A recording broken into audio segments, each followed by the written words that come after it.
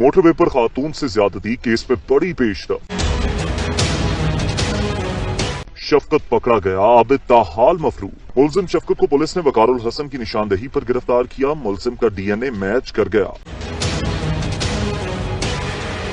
شفقت علی کو گزشتہ روز گرفتار کیا گیا تھا۔ دوران تفتیش ملزم وقار الحسن نے شفقت کے بارے میں معلومات دی تھی۔ ذرائع کے مطابق مرکزی ملزم عابد علی کی گرفتاری کے لیے چھاپے مارے جا رہے ہیں۔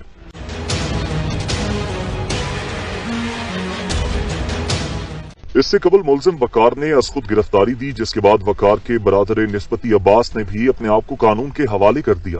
ذرائع کے مطابق عباس ملزم وقار کے نام پر جاری ہونے والی سم استعمال کر رہا تھا۔ عباس نے شیخ پورہ میں خود کو پولیس کے حوالے کیا۔ نہیں ہوا تو خاتون سے زیادتی کا مرکزی ملزم عابد علی تاحال گرفتار نہیں ہو سکا،